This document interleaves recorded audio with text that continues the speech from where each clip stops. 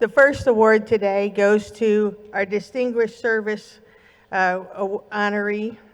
The 2025 recipient is being awarded to Erin Hager, who's been an integral part of the world-renowned weed science program at the University of Illinois, Urbana-Champaign for 30 years. Raised on a West Central Illinois grain and livestock farm, Erin came up with a passion for service and for agriculture. He's been one of the leading voices in the search for practical solutions to manage weeds while fending off resistance. In other words, his life work is to keep farmers and farms economically viable. That's that sustainability part we all write about it so much. Let's watch this video detailing Erin's achievements and contributions.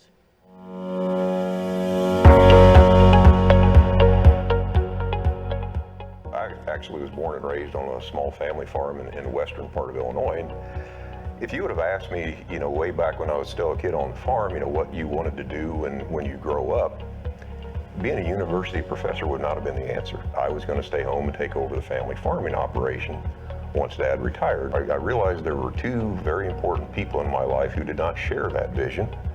One was named Dad, the other was named Mom. And they said, no, we would like you to continue on your education at college. Erin Hager, professor of weed science here in the Department of Crop Sciences at the University of Illinois. Actually, this May began my 32nd year here at the University of Illinois. Moved up through the faculty ranks to the rank of professor, which in my appointment, 70% of what I do is actually extension related, and then 30% is actually research related. And over time, it's really become a position where what we do in the research part, the 30% part, comes from what we learn in the 70% part. What are the challenges? What are the farmers telling us that they need in terms of new information on weeds or new strategies, or what about this technology, or what about this new product that may be entered into the marketplace? So it's really a lot about doing the very applied, field-oriented research, a little bit of greenhouse work in here also, but then taking that information back to the farmers to try to give them that answer to those questions. The phone rang one night and there was an open position here at Illinois. So I came and interviewed for it and was selected for that, and that was 32 years ago. My predecessor, Dr. McGlamry, shared a very important piece of advice with me before he retired. He said, Erin, he said, in these kind of positions, you have to guard your credibility. He said, if you lose your credibility in this business, you might as well find something else to do. The most important part of what I really do on a day-to-day basis is try to, again, deal with what the challenges are that the farmers are telling us that they really need help with. When I started here at Illinois, I really had no aspirations of being a high-powered, high-impact researcher at all. I'm more along the lines of, what can I do, what can I learn that I can then pass along to somebody else, and hopefully that's the solution that they're looking for. But I've always been one who has really tried to focus more on building the relationships with the farmers, with the custom applicators, with the input suppliers, because so many decisions are made at those levels anymore. When I started here, it was not uncommon to have a lot of conversations with individual farmers, about what they wanted to do in their weed control program this year and what we would rotate to the following year, for example. But more and more, it's evolved into relationships and dealing with individuals who are now, a lot of the suppliers for the individual farmers. The ag media folks have been some of the best ones to ever work with, because they really want to tell the story, but they want to tell it as accurately and precisely as they can. And, having the ability to work with the ag media down through the years has been a very rewarding experience for me. But I always thought hopefully there was something I could do to make a contribution back. If it's not actual, being the farmer, doing the farming itself, is there something that I could do? Can I learn something that could be beneficial to those people who are actually doing that? The best part about this really has always been the people I've been able to work with. I think we've been able to accomplish a lot of firsts. We've identified certain types of resistance, the first instance anywhere in the world. But again, the rewarding part is that, look, we did this work, and then I was the one who was very fortunate to be able to turn that around and take the messaging back out to the farming community and say, this is what we found, this is what we know. These are the things that we don't know about this yet, but here's the recommendations that we have formed based on what we've been able to learn so far. It's a huge industry, even just here in the state of Illinois, but in reality, it's small because of the people. Congratulations, Erin, and thank you for your decades-long commitment to our industry. Please come forward.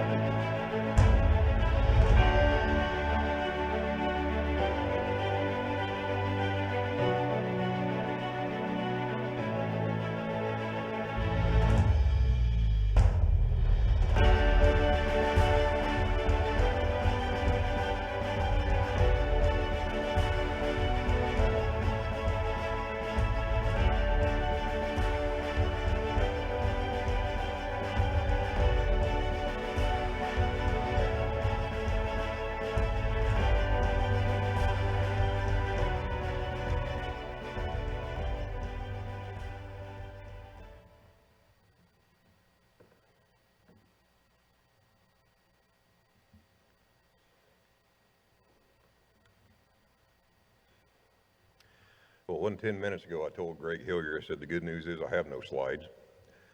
So when I say that to everybody, there'll probably be a collective sigh of relief from the crowd.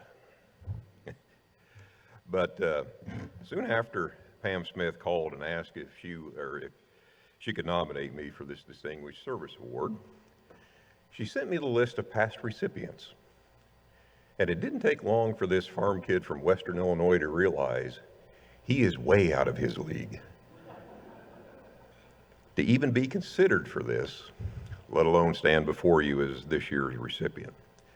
But I can assure you that the gratitude in my heart to receive this award from the Agricultural Communicators Network is beyond measure. You are the people who tell the story of agriculture. And not only do you do it so well, but your passion is to do everything possible to ensure that story is accurate. And on many occasions, I've worked with I guess we would call it the quote-unquote mainstream media. And rarely, if ever, have I ever felt as comfortable or as confident in their stories as I have with the stories done by the folks in this room. And for that, I thank you, each and every one of you, for doing so well what you do. And I do want to especially thank my friend, Pam Smith, for nominating me for this award, and those individuals who wrote supporting letters. Gil Gullickson, who, by the way, is the fastest on the keyboard I have ever seen in my entire life. Greg Hillier, whose contributions and accomplishments to this organization, they go beyond description, Greg. It's great to know you. My department head, Dr. Adam Davis, and I'm grateful for each of those who took the time and effort to do this for me. And not long ago, somebody asked me, he said, what is the most rewarding aspect of doing what it is that you do? And I said, the answer to that's very easy. You see, it's not the peer-reviewed papers. It's not the grants that we bring to the institution. It's not even the awards that we're sometimes privileged to receive. It's the people. It's the talented colleagues I've been fortunate to work with at the University of Illinois for all these years. It's for the countless members of the agricultural media that I've worked with, many of in this room that I do call friends right now. And of course, it's the farmers of Illinois who I've been blessed to serve for these many, many years. And Holly Spangler, I also want to thank you for the video. I haven't told you this, but after we did the interview, I got home and I got to thinking about some of the answers that I gave, and I thought, boy, those suck. But you turned that into a great piece, and I thank you very, very much for doing that. And of course, I can't leave without thanking my family, who have supported me for all these wonderful years, and I couldn't have done anything without them. And my beautiful wife, Amy, joins me here today. Thanks, hon, for coming.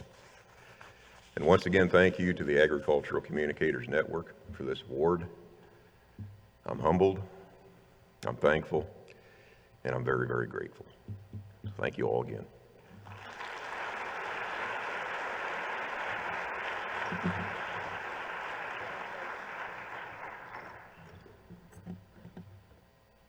Now on to our 2025 Lifetime Achievement Awards. These awards are made possible through support from CHS, and I'd like to invite our CHS representative, Matt Wildy, to come present these awards.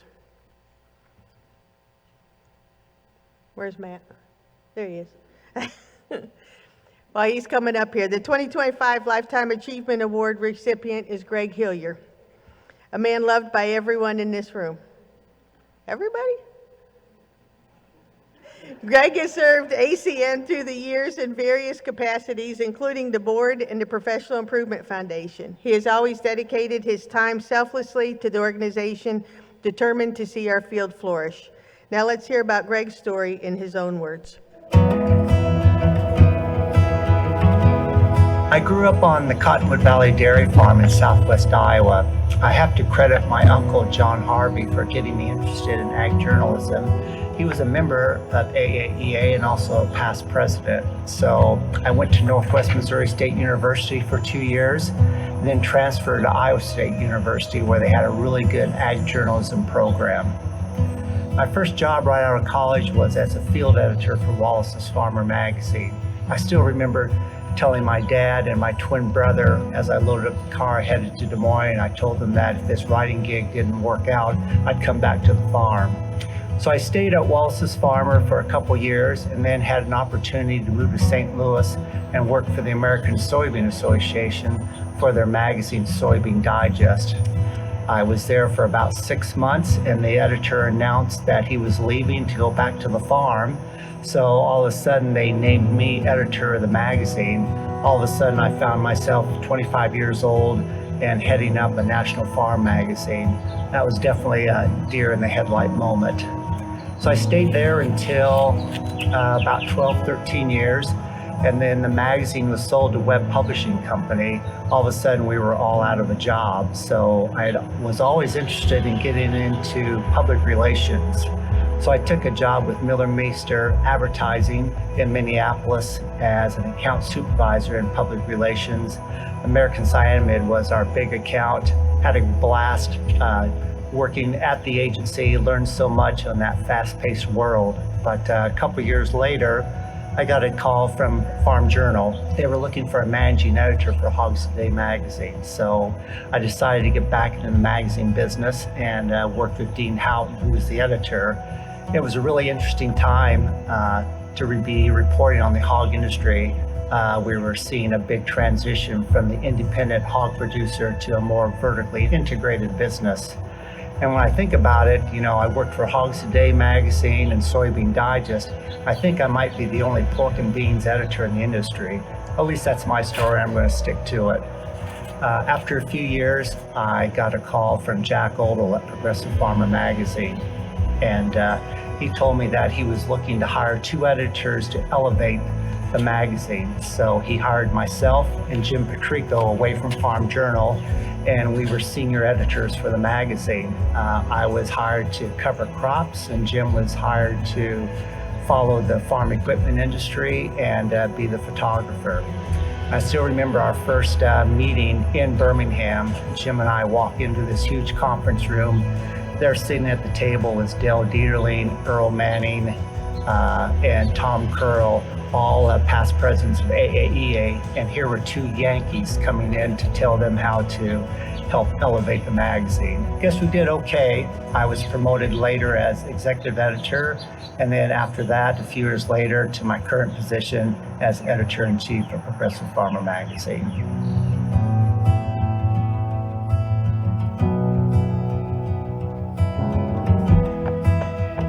AAEA and now the Ag Communicators Network has been a really big part of my professional and personal life.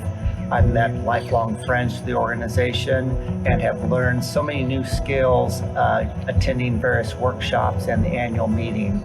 I think I've chaired or served on almost every committee that the association has to offer. Probably the one thing that I'm most well known for is working with Karen McMahon and Willie Vogt on sponsorships. Over the years, we've raised a lot of money to bring a quality program to the organization and to help host the IFAJ congresses, the 2 that we've had here in the States. I think one of the other things I've really enjoyed as being a member of the organization is the International Federation of Ag Journalists. I've had an opportunity to travel to several countries around the world. It's just a terrific opportunity to meet other journalists from different countries, and it really gives you a broader perspective and a really deep concept on how agriculture affects everyone around the world. It's a huge honor to receive the Lifetime Achievement Award. I want to thank the members of the committee, but in particular, Joanne Allenbaugh, Karen McMahon, and Greg Lamb for nominating me. It's probably one of the highlights of my career, and I'll be forever grateful.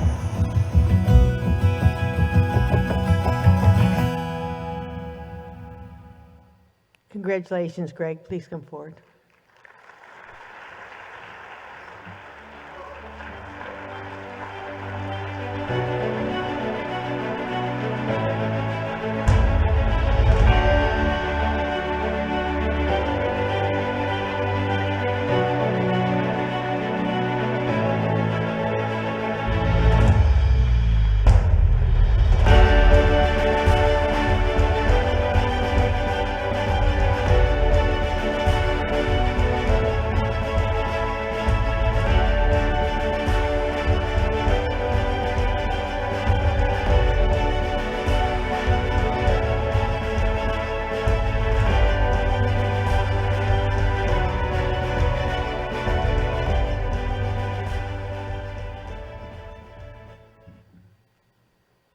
thank you all very much. I really, really appreciate it.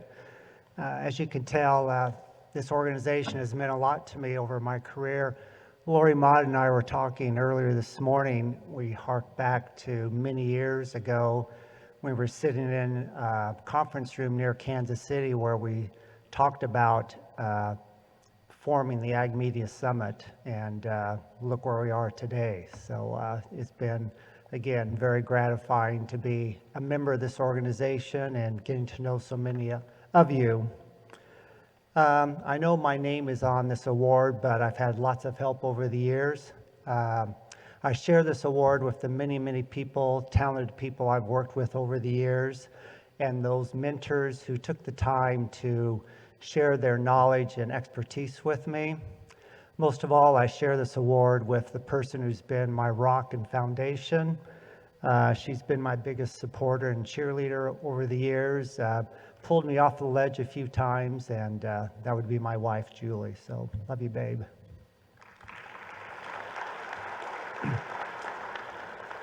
Two quick things. No matter where you are in your career, if you're still a student, like many of the ACT students who are here, just starting your career, mid-career, or wherever you are, never forget that we get to wake up every morning to serve this great industry, agriculture, and support the farmers, ranchers, and the industry partners to do the best they can at what they do. That's a privilege that we should never take for granted. And then finally, you know, I was thinking about what's really important as you begin your career, as you go out throughout your career. And I got to thinking, you know, it's not so important on what the title is next to your name, or where you are in the organizational flow chart, or how high your name is on the mass page. What's important are the people that you get to meet in this profession, the friendships that you forge, and the professional relationships that you culture. So whatever you do, enjoy the journey, embrace those people that you get to know throughout your careers. So gosh, you know, when I think about it, you know, I think I've just been named the MVP of the Super Bowl. So, you know, what's next? I'm going to Disney World! Thank you very much.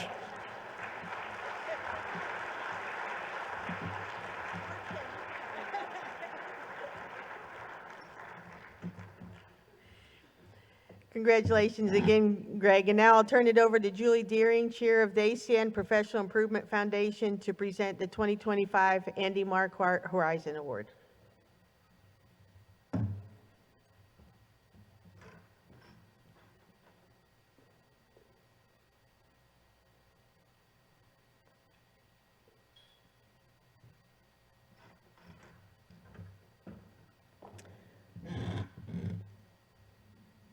Good afternoon. Before I present this year's award, I also want to recognize a couple of generous donors that make the grants from ACN's Professional Improvement Foundation possible. Lyle Orwig has graciously endowed the Jim Evans Scholarship to ensure that future ag communicators continue to have opportunities to engage and participate.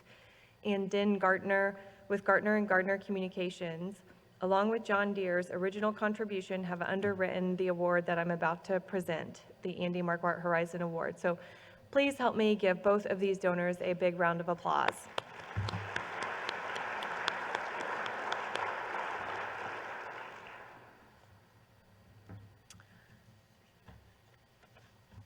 Sorry, there's a couple scripts up here.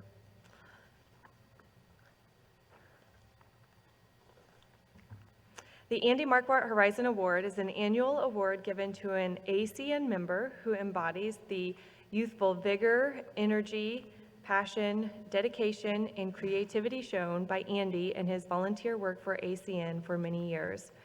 Andy left a wonderful legacy, and today we're pleased to announce this year's winner, who epitomizes Andy's talent, spirit, and passion. And that's pretty evident by what people who have worked with this year's winner have stated. Excerpts include, in her research, this individual connects with more than 40+ pig producers and spends more than 100 hours doing interviews, researching, and compiling the report. The end result is one of the most comprehensive looks at the state of the pork industry in the U.S. She is an excellent listener and has the unique ability to convey human dimensions of complex and complicated topics. Sorry, can I get us?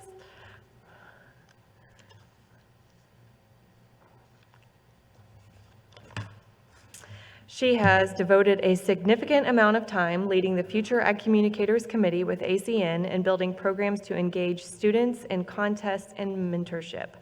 This year, I'm pleased to announce the Andy Marquardt Horizon Award winner is Courtney Gerges. Courtney, please come to the stage.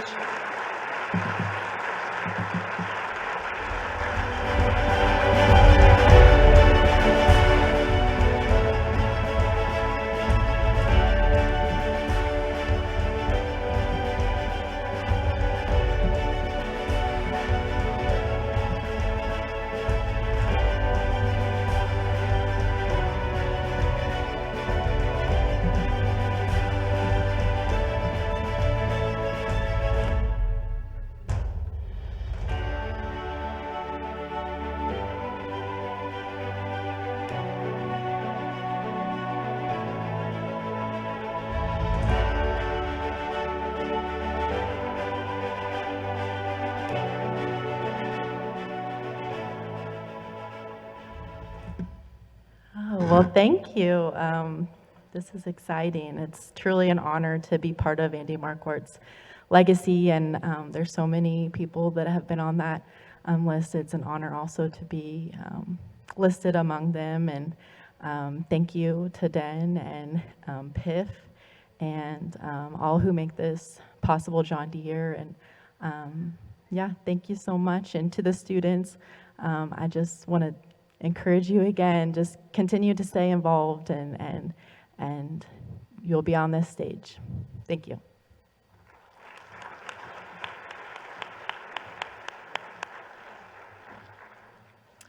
Now, please help me welcome ACN Communications Award Contest Chair Joy Crosby to the stage to present the New Communicator of the Year Award.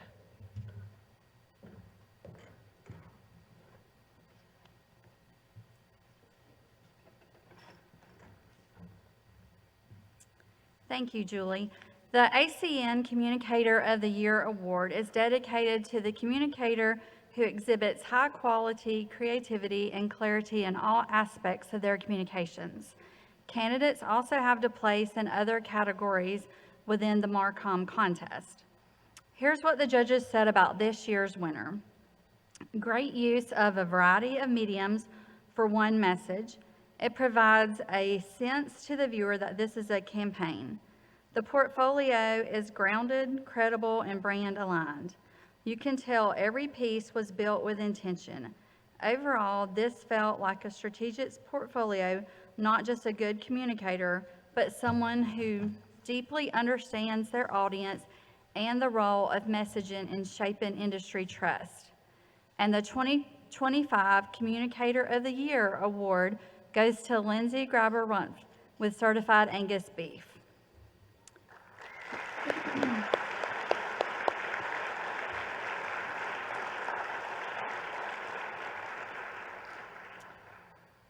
While Lindsay couldn't be here today, we proudly pass along her award and our heartfelt congratulations.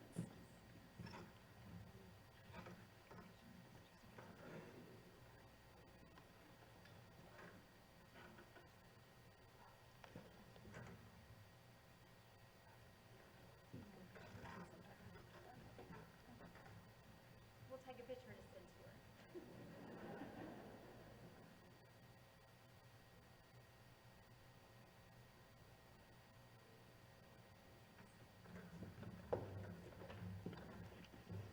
Now on to the ACN Designer of the Year Award. The ACN Designer of the Year Award is dedicated to recognizing a graphic designer who brings a fresh, relevant, and innovative approach to his or her work related to publications within the agriculture industry.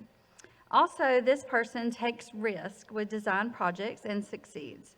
He or she sets the tone creatively and has a distinct graphic impact within the agricultural publishing community. The judges said this about our 2025 ACN Designer of the Year. This entry showcases bold, confident imagery paired with clean, purposeful graphics that genuinely help explain data and concepts.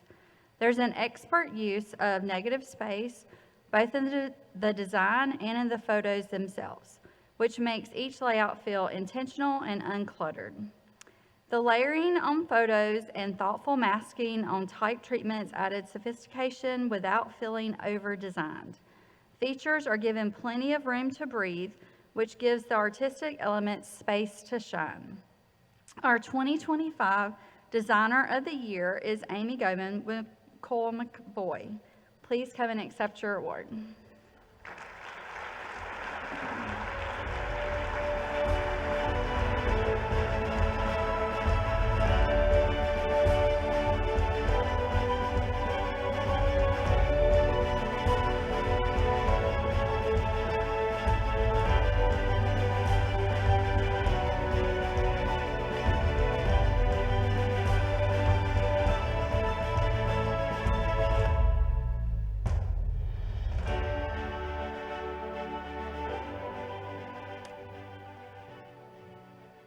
Now, we'll please welcome back Pam Caraway to the stage to present a few more awards.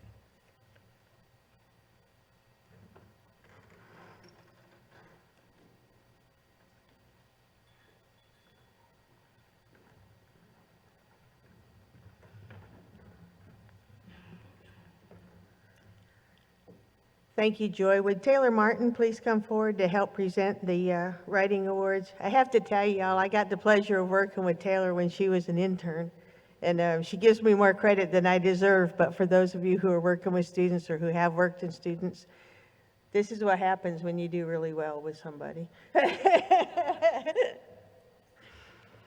Each year, we give special recognition to the ACN Story of the Year and the ACN Writer of the Year with the support of our longtime partner for the Writing Awards, Syngenta. These two top awards were selected this year out of nearly 400 writing entries. Congratulations to the 2025 Story of the Year winner, Rays of Hope, Shedding Light on Rural Mental Health Challenges, Anthony Grader, Pamela Smith, Todd Neely, Todd Holtman, Katie Dellinger, Mike Watkins, Dave Verbis with DTN Progressive Farmer.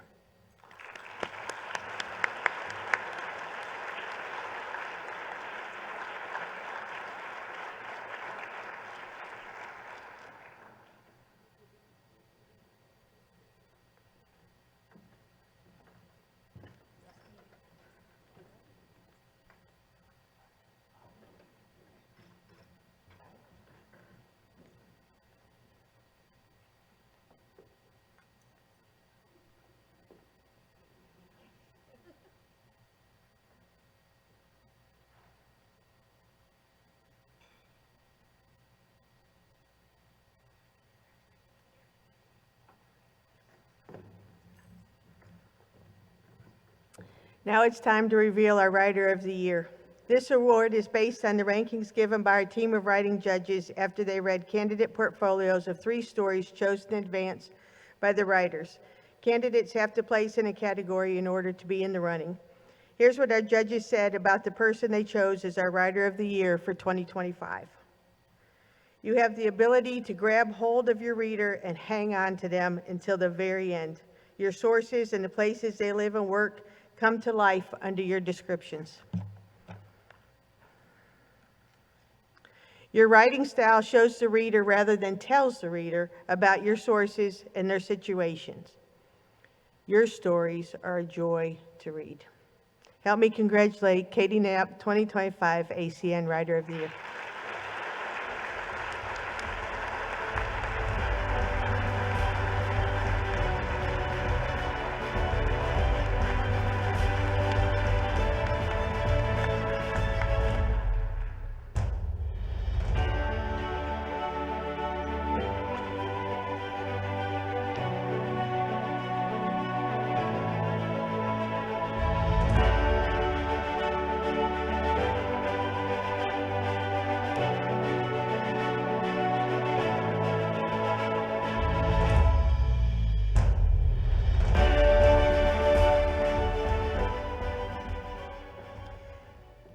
And now we'll move to the photography awards. Earlier, we presented the Photo of the Year award to Rob Matson with Noble Research Institute for his photo titled Branded Sunrise. Congratulations to Rob.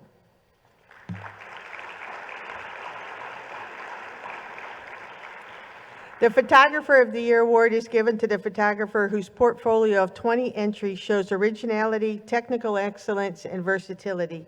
The judges had this to say about the 2025 Photographer of the Year portfolio. So many excellent images in this portfolio, clear technical skill here, fantastic. What a stunning collection of photographs. You have a great variety of landscape, people, journalistic, action, and storytelling photos. I enjoy seeing the variety of skills and techniques that were used. Also, great job using various lenses to change the angles and compositions. You have some absolutely stunning images. The branded sunrise, the 3 by the pond in the photo story, and the kids coming out of the chicken coop are all stunning images. You have to be proud of this portfolio. It is a stunning set of images. There's a theme there, isn't there? Stunning. Please join me in celebrating our Photographer of the Year, Rob Matson, Noble Research Institute.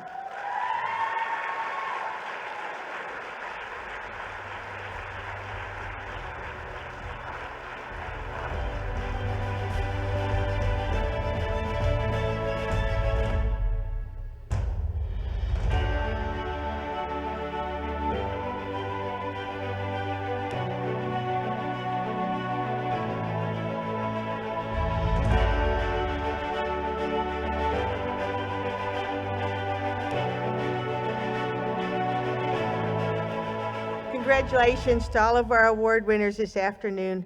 Now I'll turn the podium over to LPC First Vice President Jennifer Scheich for LPC's awards.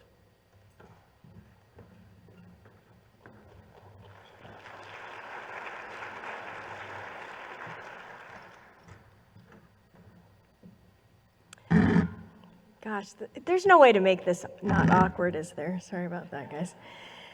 Well, good afternoon. I'm Jennifer Scheich. I'm the Livestock Publications Council First Vice President, and we're going to kick off this portion of our awards by recognizing the designer, photographer, videographer, and writer of the year, give the coveted James Flanagan Award, and we'll also recognize the Workhorse Award winner and announce this year's Distinguished Service Award recipient.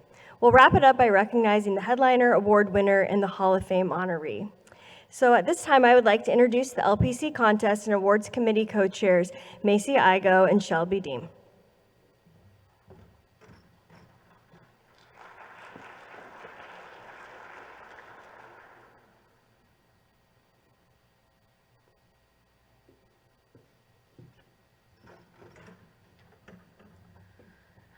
Before we get started with announcing our awards, I would like to invite Macy with Modern Litho to come say a few words. They are our sponsor this year, and we greatly appreciate everything they do for us.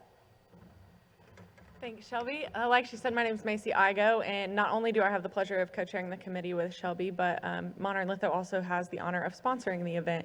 And with Modern Litho today, also we have Tim Steinbeck, who many of you know, and we were talking earlier today trying to figure out how long Modern Litho has been a part of AMS, and it's actually longer than Tim Steinbeck has been a part of Modern Litho, which is a really long time. So we've been attending AMS since one of the very first. We've been sponsoring for over 15 years, exhibiting for over 20 years, and just within the last 3, I believe, have become the sponsor of the Livestock Publications Council Award Program. We are incredibly honored to be the preferred print partner of so many of the publications that have been honored here this week. That's a responsibility we do not take lightly, so this is the least we could do to give back and honor those talented individuals. So thanks for letting us be a part of it, and congratulations to all the recipients.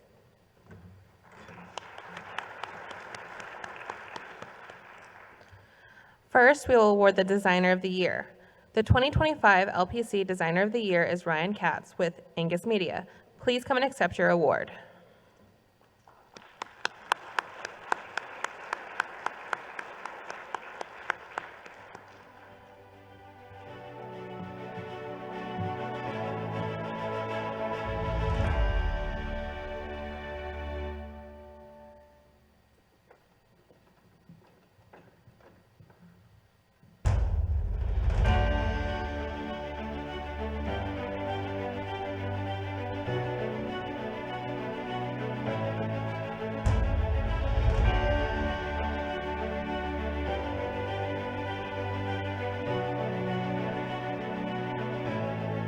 Next, we'll announce the Photographer of the Year. The 2025 LPC Photographer of the Year is Megan Silvera from Angus Journal. Please come and accept your award.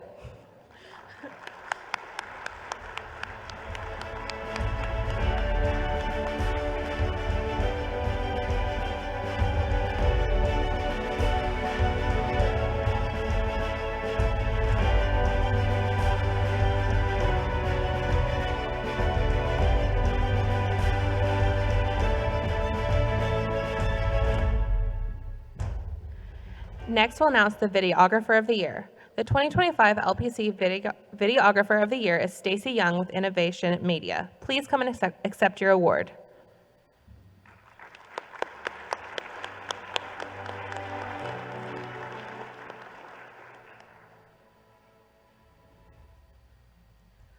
It does not look like Stacy is here today, so we will get that sent over to her. Finally, we'll award the Writer of the Year. The 2025 LPC Writer of the Year is Jennifer Scheich with Farm Journal's Pork.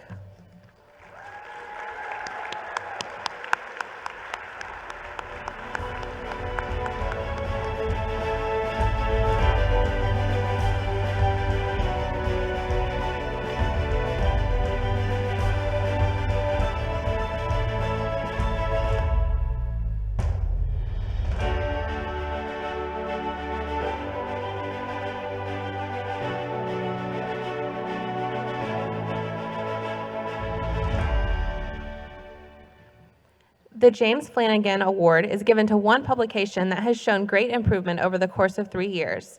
The 2025 James Flanagan Award for Most Improved Publication goes to Hereford Publications Baldy Advantage. Congratulations to the team. Please come and accept your award.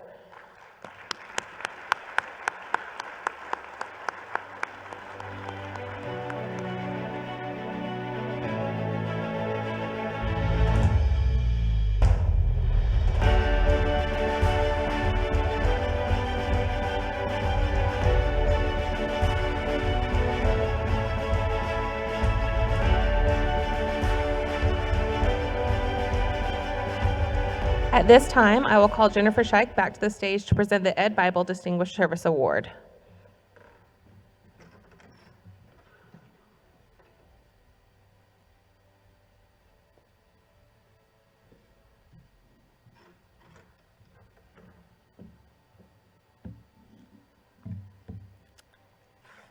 All right. Well, now we'll present the Ed Bible Distinguished Service Award. And for those of you who may not know, this award is named after longtime Livestock Publications Council supporter and past president Ed Bible. The winner is chosen by the Livestock Publication Council's executive committee and is given to someone who exhibits dedication and support to LPC and service considered above and beyond the routine participation. A Distinguished Service Award winner is a person who gives of their time and effort not only for their own good, fame, or recognition, but for the betterment of others, an organization, or a passion. That is true of this year's LPC Distinguished Service Award honoree. Current LPC President Sheila Grabowski had this to say about this year's recipient. This individual is always willing to share her many talents on educational programs, work with and mentor young people, and share a smile when she sees you at an industry event. During her time on the LPC board, she was instrumental in the transition of leadership, establishing a long-term strategic plan, and much, much more. Her passion for LPC, her dedication to helping others find their path in this organization, and her willingness to go above and beyond to get the job done are just a few reasons why the 2025 winner has made a very big impact on my own life. It's my pleasure to recognize and congratulate former LPC president and this year's DSA recipient, my friend and a friend to many of us in this room, Leanne Peters.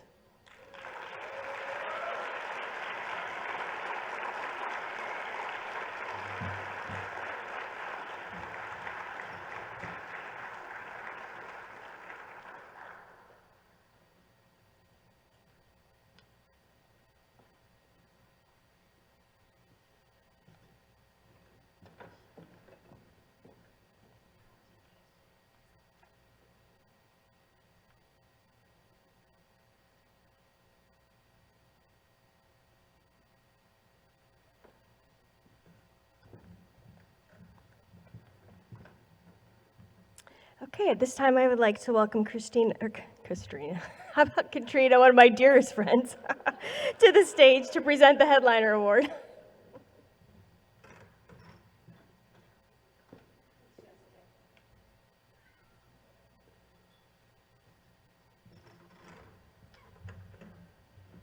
I've only known Jennifer about 25 years at this point, so no hard feelings. Good afternoon. I'm Katrina Huffstetler, past president of Livestock Publications Council. It is my pleasure today to present the 2025 LPC Headliner Award. Each year, LPC salutes an individual who has shown exemplary service to the livestock industry.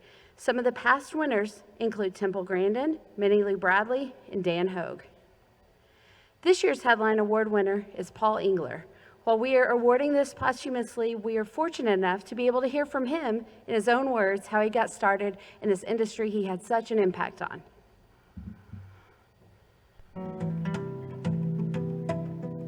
We started out with one cow and 4 acres of land, and I liked it. And when he saw that I liked it, then 2 cows and so forth. It got too big. It was taking too much time, and so we converted the operation to a stocker operation. And so that was my job. Was when I got out of school in the evening or in the afternoon, was to head out there and feed those cattle and take care of them. So, and I liked it very much, but the problem was my dad didn't pay. I didn't like that, and in the meantime I got a job. I was excused from school on Wednesday afternoons, and I went up. That's when the livestock auction was. So I take my horse and go up there, and so I learned that business. One time my father was going to be gone for several days, and so I went up and bought myself 100 head of cattle at the sale. I was not quite 13 years old. And my plan, I'd already gotten a registered brand. And so we could process the cattle, and I just put them in with my father's cattle. So when he got home, early morning, he said, let's go out and look at the cattle. I thought, oh boy, I'm going to catch it now. And so loaded him up, went out. He looked the cattle all over, and he said, I know you didn't have any money. How'd you pay for these? And I said, well, when the sale, right after the sale was over, the owner of the sale barn hollered at me. He said, come on over here, Paul. I need to talk to you. And so I did. He said, you bought these cattle? I said, yes. He said, didn't have any money either, did you? I said, not a cent. He said, how do you figure on paying for them? I said, I guess you're going to have to loan me the money. And the man did. And so I had the cattle bought and paid for and so forth. But my dad said, well, didn't say anything.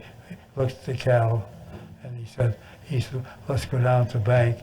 He said, I think we could do a little better job borrowing the money. So we did.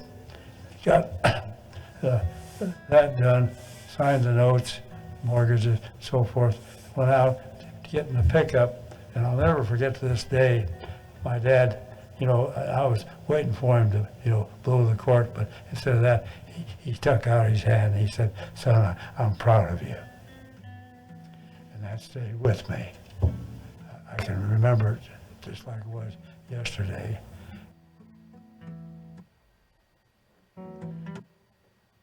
Paul Engler was a transformative figure in the cattle industry. In 1960, he founded Hereford Feed Yard in Texas, recognizing the potential to keep cattle and feed resources local. Engler then joined IBP as an executive in 1972. Later, he established Cactus Feeders, growing it into the world's largest privately owned cattle feeding company with a capacity of 520,000 head across 10 feed yards in Texas and Kansas. In 1987, he pioneered formula pricing, a precursor to grid marketing, revolutionizing cattle valuation and boosting beef's popularity. His innovations and legacy continue to shape the cattle industry today.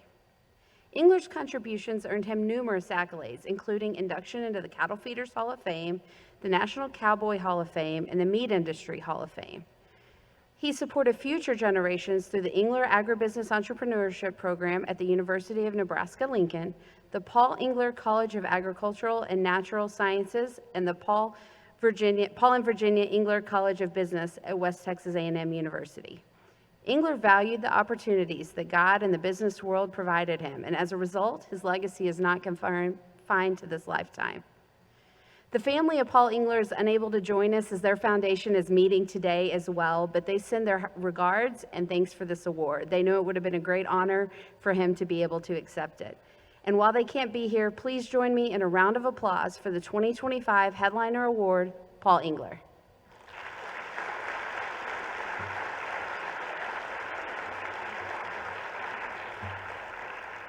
Now, please welcome Lori Maud to the stage to recognize the 2025 Hall of Fame honorees.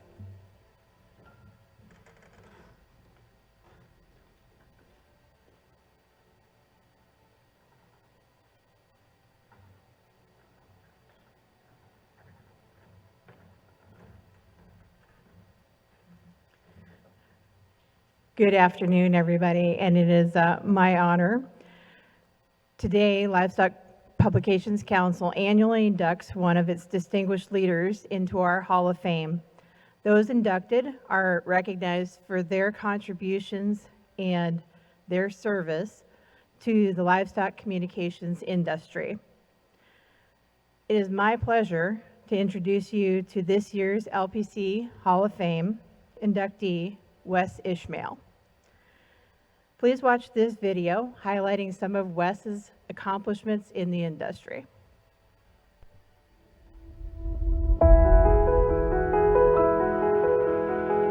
No matter the story, I think what it always starts with me is why.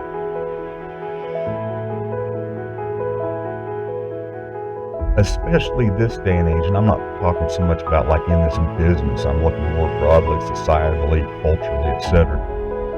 There's such a crying need for objective, credible information. And we'll provide the information, let folks consider it, and form their opinion, as opposed to this situation that we've got so much now is, I'm going to live in my little vacuum and listen to everybody on my same block tell me the same thing that I already agree with.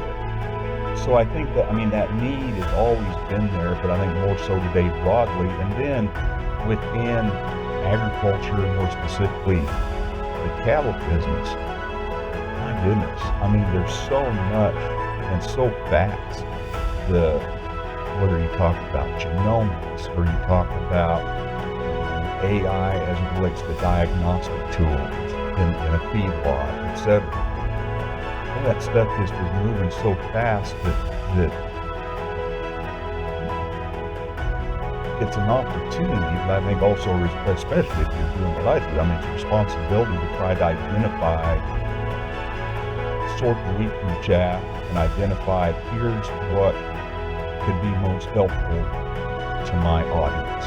And that's the important thing, is who is that specific? I've always taken seriously the responsibility that I think you as a journalist have to your source. Number one, accuracy. And that's in direct quote, that's context, it's all those things. And so I think for me, it's always starting out with, I want to make sure that I'm prepared to be accurate to the best of my ability. And then it really just depends on the story and the sources. Some folks that give you those killer quotes, and it's like, man, there I go. And it goes back to that why. I was really fortunate when I'd gone to Northeastern Junior College first in Sterling, Colorado. And when I then transferred to Colorado State University, and I knew that I wanted to write in the cattle deal, and rather than ag communications or ag journalism, I decided to go to the technical journalism route. The bottom line of that is my advisor, Derry Einen, somehow or another he was knew of or worked with Dale Runyon. And Dale, unbeknownst to me at the time, I mean, what an amazing mentor, him and his wife too. So when I was a junior that fall, Dale and his partner Dan Wedman had just started the new limousine breed magazine, Limousine World. And they were looking for an intern. So through Derry Einen, I went and interviewed with Dale, and he reckoned we'd give it a try. And then from there, it just turned into, if I wasn't in class, I was there at the office. And then when I graduated, I was editor of the magazine. So that's kind of how that worked. It's everything that I figured it would be in terms of you got to be in and around the cattle business, continue that, and this ongoing education, and then the opportunity to write and try to share through words, kind of the stories and the thoughts and the intellect of some amazing producers.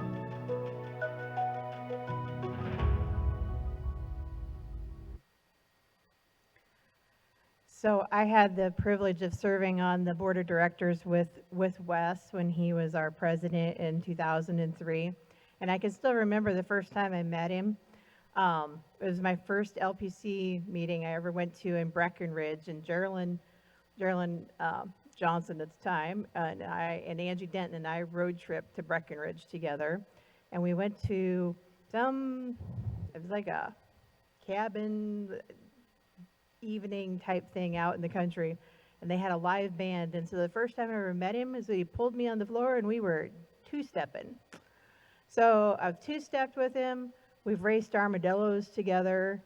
But most of all, he's a consummate professional, and I would love to invite and welcome our 2025 LPC Hall of Fame inductee, Wes Ishmael.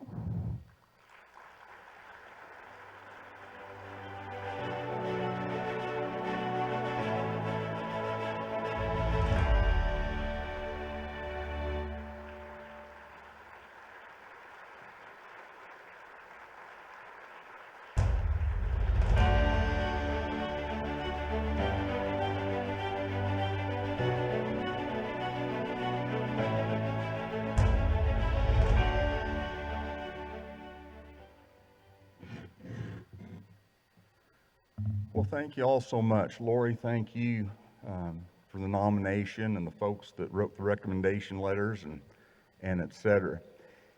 What an amazing opportunity to sit here or to be here today and hear about some of the amazing writers and folks who have invested careers in this business of trying to serve the agricultural business by serving the producers, whether that's crop side, livestock side, et cetera.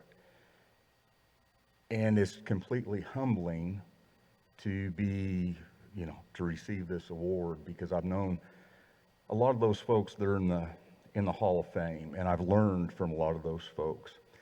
And I was reminded of the way things go and the way that they should go, you would think, is, so here's Jennifer Scheich up here. She's the incoming LPC president, writer of the year.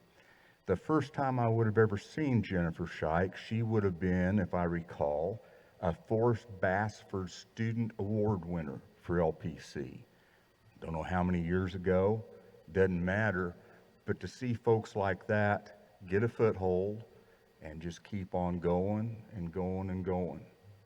And I've been so fortunate in my career to work with so many wonderful folks, great editors, the Joe Roybals of the world, and the Burt Rutherfords, and on, that all forget, Greg Henderson's, all those folks that I'll miss names, but I thank so much to them for their mentorship. And as was mentioned in the video, you know, Dale and his wife, June Runyon, if a guy or a gal could have ever had an opportunity, man, I had it, because their mentorship was priceless. And I won't bore you, but you know, when I started out, and so they're at Limousine World, and when I was an intern and then an assistant editor, et cetera, Dale's, one of the first things he told me was, and he'd done a lot with the Angus breed too, in the Angus Journal, and one of the things he told me was, he said, you know, what we strive to do with this publication is we want to have the quality of National Geographic, and we want to have the timeliness of USA Today. We will never achieve that, but that's the goal. And I think that's important to remember, especially in this fast-paced, you know, the way things have gone.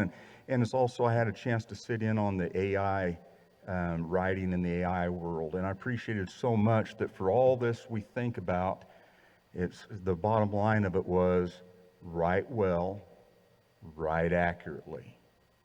Be accurate, share the information, understand who your audience is, serve them to the best of your ability with information that you believe that they can use. And I tell you what, in this industry, across agriculture, I continue to just be amazed and at when you think about the intellectual asset of the producers out there.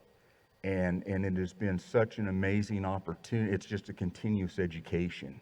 It never ends, and it's eternally fascinating. And to be able to still be a part of that and enjoy it, it's an awesome opportunity, and it's an awesome responsibility, especially this day and age, to be objective, to share what matters, to make it count. And I thank you so much.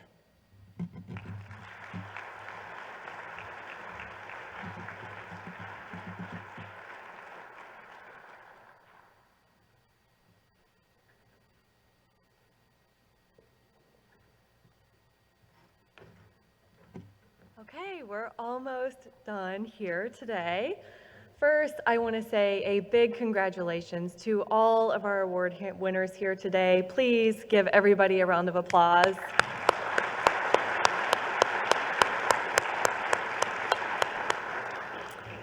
And thanks to each of you for being here.